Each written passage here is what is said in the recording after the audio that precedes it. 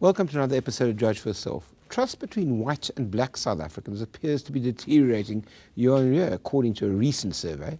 A study which interviewed 25,000 people in Gauteng found that 73% of African surveys said they would never trust a white person, 5% increase in distrust since 2009. 44% of white people surveyed said they would not trust a black person, while 40% said they wouldn't trust a black person in 2009.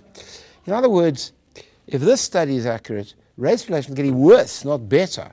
And that's a real problem. It's a real problem for a society which had so enthusiastically proclaimed that we were to become a non-racial and non-sexist society based on equality, dignity, and freedom for all.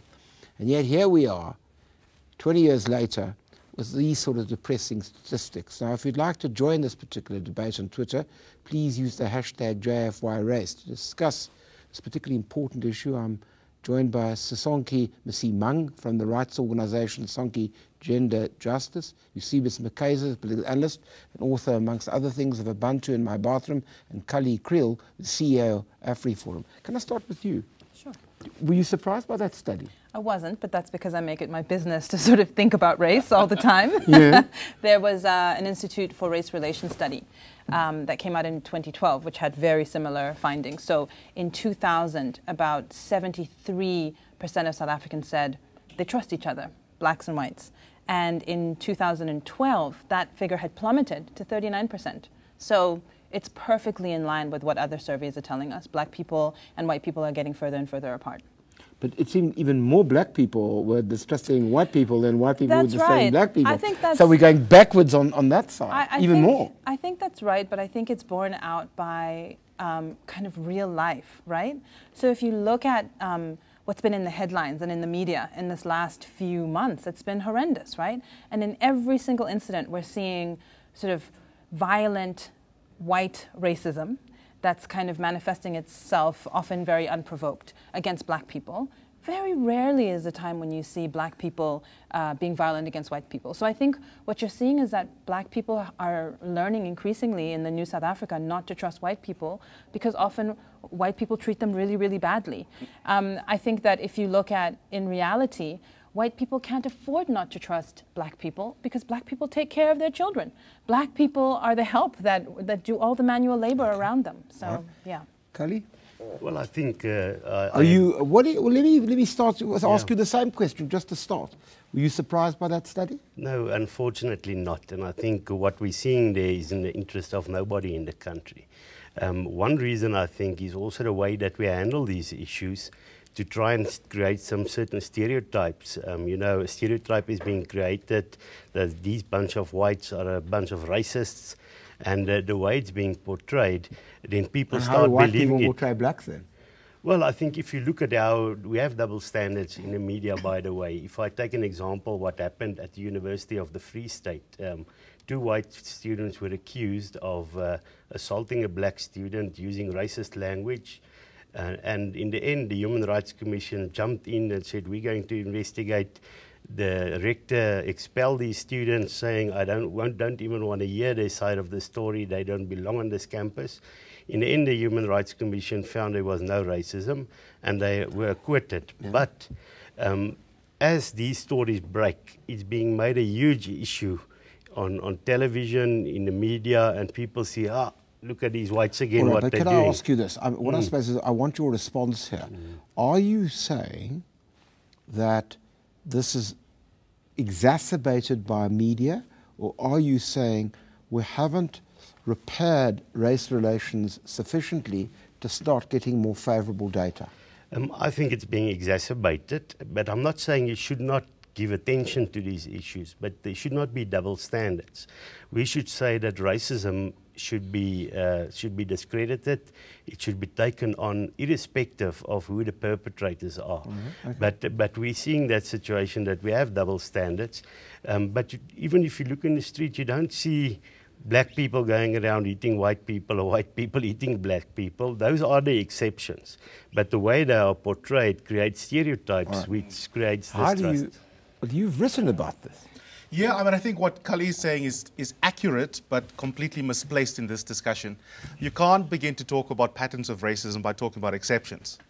You also can't talk about racism, Dennis, by thinking that you only have racism when you see a black oak in the street hitting a white guy with a baseball.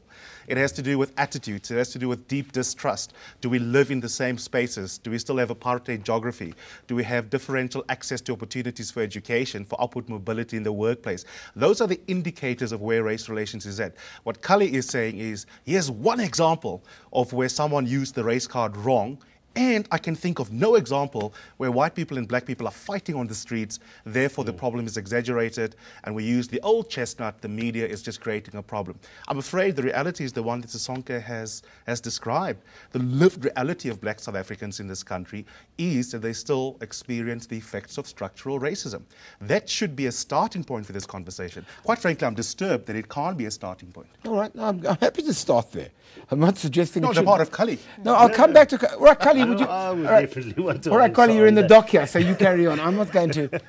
I'm not prosecuting you. He is. No, well, I think what Eusebius is saying is the exact reason why we have a racial problem, because he makes the socio-economic inequalities in our society makes it a simple racial issue. But it is overlaid by race. It is overlaid by race, but it is not just a race issue.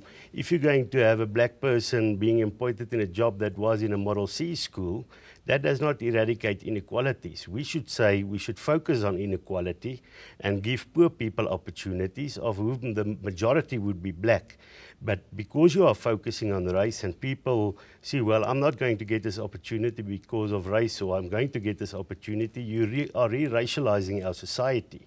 So I say let's focus on socio-economic position. The most people that would benefit would be black, but it won't make us more conscious of racial issues.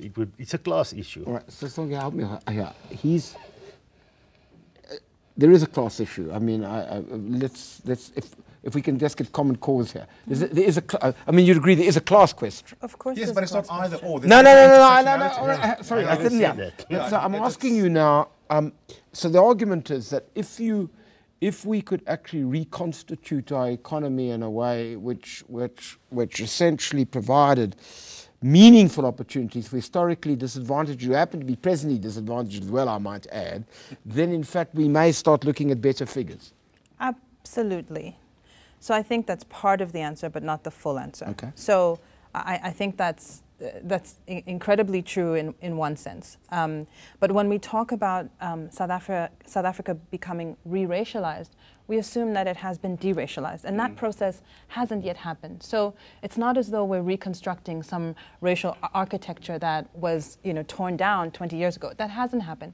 But I do want to say that, these media stories that have come out recently, the one that I found, what I found most interesting was that we had a whole spate of them where there were attacks on black people, primarily by white men. And then the last one was really interesting because it was the only one in which the black person actually responded violently and confidently and firmly. And that was the incident where there was an ATM in Cape Town, and it was all videotaped. And that was really interesting to me because of the class issue. That young black man who responded to that white man who called him the K word, says we're not allowed to say that word anymore, which is another story we can talk about. He was standing in a cash machine, waiting to get his money. He was clearly middle class, and that middle classness gave him a level of empowerment that allowed him to put his foot on that white man's neck. Now, I'm not advocating that we respond violently, but what I am saying is that this speaks to an agreement with you about the fact that it will not necessarily build trust, but it certainly builds an equivalence in ability to respond to one another, which I think, with low levels of trust, could become a really interesting situation. I'm going to all give you a chance, but I have to take a break first.